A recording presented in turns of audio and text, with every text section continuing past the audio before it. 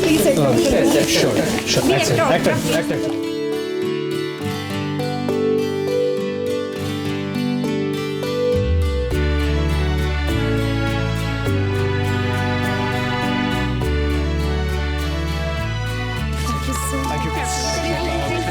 একটু 2 মিনিট দিন, আমার বাড়ির লোকেরা সবাই ওয়েট করছে। Thank you so much. Thank you sir. আপনারা বাইরে ওয়েট করুন, আমি আসছি।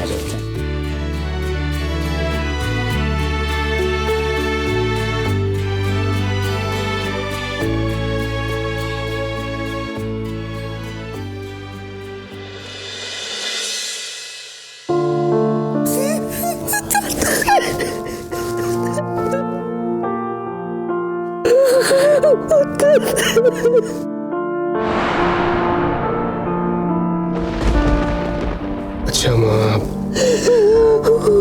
কেঁদো না, এই তো আমি এসে গেছি তো, কেঁদো না। আর এটা কি পরে এসেছো তুমি? তোমরা মাকে এভাবে কেন নিয়ে এসছো বলবে? বাড়িতে আর কোনো শাড়ি ছিল না? এই শাড়িটা পরে আসার কি দরকার ছিল শুনি? তুই কেন দায়িত্ব নিস নি? তুই কেন নিজেকে আমাদের থেকে দূরে রেখেছিস? বাবা মারা যাবার খবর পেয়েও কেন এসে দাঁড়াস নি? কারণ আমি আমার জীবনের কমপ্লিটলি আলাদা একটা জোনে ছিলাম। আমি এতদিন একটা সাধনার মধ্যে ছিলাম ভালো জেঠু। আমি চাইনি আমি কোনোভাবে তাতে ডিস্টার্বড হই। আমি চাইনি আমার ফোকাসটা কোনো কিছু ঘেটে দিক। আমি নিজের টার্গেটের থেকে সরে আসতে চাইনি।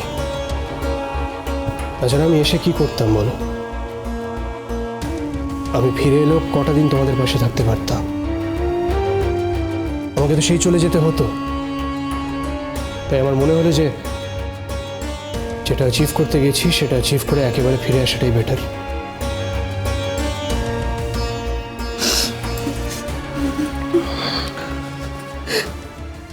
একদম কাঁদবে না,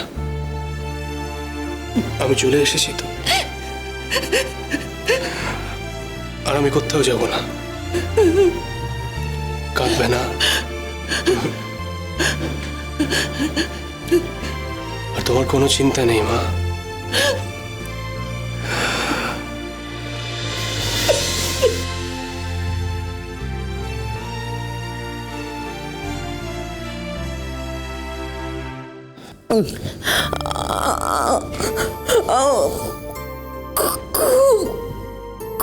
কষ্ট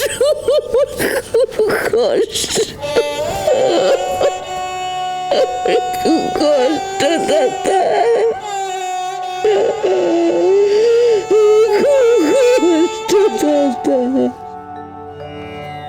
তাতান, এই সারপ্রাইজটা দেওয়ার কি দরকার ছিল? আমরা বাড়ির লোকরা কি দোষ করেছিলাম? তুই যে কলকাতায় আসছিস সেটাই বা আমাদের জানাসনি কেন? কি করে বলতাম ভালো জেঠু? কি বলতাম? আমি তো এই শহরে ডক্টর অনুরাগ ব্যানার্জি হয়ে ফেরত আসিনি। ফেরত এসেছি এবি হয়ে। তোমাদের সবাইকে আমি ফোনে কি করে বোঝাতাম যে আমি কি অ্যাচিভ করতে চেয়েছিলাম, কি প্রুভ করতে চেয়েছিলাম? আমার মনে হয়েছিল যে টার্গেটটা নিয়ে আমি বিদেশে গেছিলাম, সেটা অ্যাচিভ করলে সেখান থেকে ফিরে আসার পরে একেবারে তোমাদের সঙ্গে দেখা করব। আমি চাইনি আমার আইডেন্টিটি কোনো মতে রিভিল হোক। আসলে কি বলতো, আমার অনেক কিছু প্রুভ করার ছিল। আমার প্রুভ করার ছিল যে ইচ্ছে থাকলে, নিজের সবটা ঢেলে দিলে, আর মা সরস্বতীর এইটুকু আশীর্বাদ থাকলে সাকসেস অ্যাচিভ করা ইম্পসিবল না। আমার এটা প্রুভ করা খুব দরকার ছিল। আসলে অনেকে তো এই নাম ডাক, যশ, টাকা এসবের জন্য অনেক কিছু ছেড়ে চলে যায়, অনেক কিছু ত্যাগ করে। অনেক কিছু ছেড়ে চলে যায়। তাই আমারও এটা জানা দরকার ছিল যে সাকসেস, নাম, যশ, টাকা এগুলো কামানো আদৌ কতটা ডিফিকাল্ট, কতটা অসম্ভব। চেষ্টা করে দেখলাম খুব একটা ডিফিকাল্ট না, জানো তো। চেষ্টা করে বুঝলাম ইচ্ছে থাকলে, নিজের সবটা ঢেলে দিলে যে কোনো ফিল্ড থেকে এসে যে কেউ একইভাবে সাকসেসফুল হতে পারে।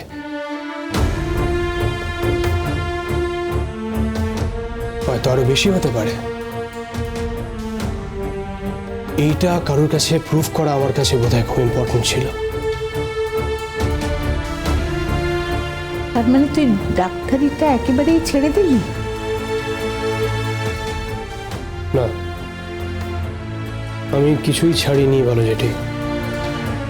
তবে আমি তো ডাক্তারি করতে বিদেশে যাইনি। যেটা অ্যাচিভ করতে বিদেশে গেছিলাম সেটাই করছিলাম এতদিন। এই যে একটু আগে বললাম, একটা জিনিস প্রুফ করার ছিল আমার। এই যে সাকসেস, নাম, ডাক, পরিচিতি, এই সবটা অ্যাচিভ করা সম্ভব। এই সবটা যে কোনো মানুষ যে কোনো ফিল্ড থেকে এসে নতুন করে অ্যাচিভ করতে পারে। আসলে আমার জীবনে এমন কেউ একজন ছিল যে এইসবের জন্য, এই নাম, যশ, টাকা এগুলোর জন্য সবকিছু ছেড়ে চলে গেছিল। তাই আমাকেও এটা প্রমাণ করে দেখাতে হতো যে এগুলো অ্যাচিভ করা ডিফিকাল্ট না। আমি জানি না আমি কালকে থেকে আর গান গাইব কিনা। আমার টার্গেট শুধু এটুকু অ্যাচিভ করাই ছিল বলো যেটি। হয়তো কাল থেকে আমি আবার ডাক্তারি করব, আমি জানি না। কিন্তু এটাও সবার কাছে প্রমাণ করা খুব জরুরি ছিল যে এই পৃথিবীতে সবটা অ্যাচিভ করা সম্ভব। অ্যাচিভ করেও ছেড়ে চলে যাওয়া সম্ভব। কাকে এত প্রমাণ দেওয়ার দরকার ছিল তাতান? কার জন্য এত সাধনা? সে কথা এখন থাক পিকলুদা। তুই আগে বল, তোর পাশে এটা আমি কাকে দেখতে পাচ্ছি?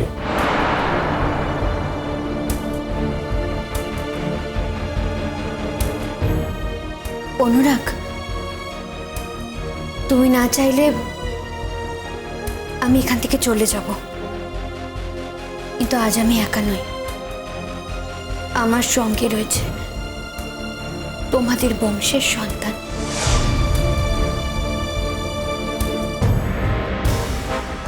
আমাকে তোমরা ছুঁড়ে ফেলে দিতেই পারো, কিন্তু তোমাদের বংশের সন্তানকে তো তোমরা ফেলে দিতে পারবে না। আমি তবুও বলবো, যদি তুমি না চাও আমি চলে যাব। আমাকে নিয়ে পিকলু আলাদা সংসার করতে চেয়েছিল, কিন্তু শেষ অবধি আর ও আমাকে বাড়িতেও পর্যন্ত যেতে দেয়নি। অদ্রিজা যে এখন একেবারে পাল্টে গেছে তাতান। হ্যাঁ রে, এই অদ্রিজা সে অদ্রিজা নেই, বিশ্বাস কর। বাড়িটা তো ও একাই সামলে রেখেছে, সব সময় সবার হুকুম তামিল করছে, সবার দেখাশোনা করছে, সবার পাশে সব সময় ও আছে। বিশ্বাস কর তাতান, এখন ওই বাড়িটার হালেই মেয়েটা ধরে রেখেছে। ও আর আগের মতো নেই তাতান। দেখ তাতান, আমি তো এই সংসারে কোনোদিন কিছু দিতে পারিনি, অথচ অনেক কিছু পেয়েছি, অনেক কিছু নিয়েছি এই সংসার থেকে। এবং যা পেয়েছি আর নিয়েছি সেটা কোনোদিনও শোধ করা যায় না হয়তো, কিন্তু তাও অদ্রিজা এখন চেষ্টা করছে একটু একটু করে শোধ করে দেওয়ার। তারপরেও তো কৃতজ্ঞতা থেকেই যায় বল।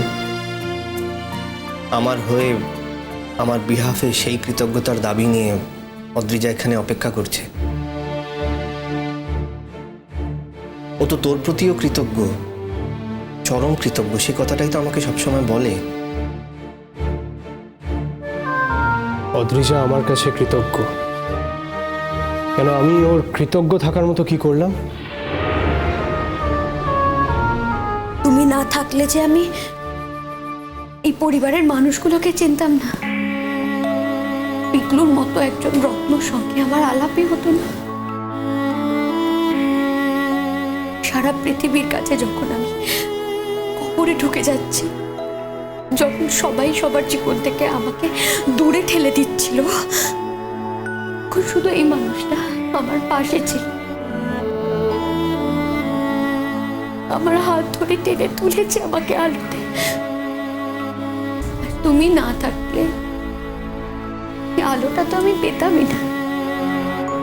তুমি তো এই আলোর সূত্র, অনুরাগ। আমার কাছে কৃতজ্ঞ না থাকলে যে আমি, ঈশ্বর আমায় ক্ষমা করবেন না, কোনোদিনও ক্ষমা করবেন না। নদী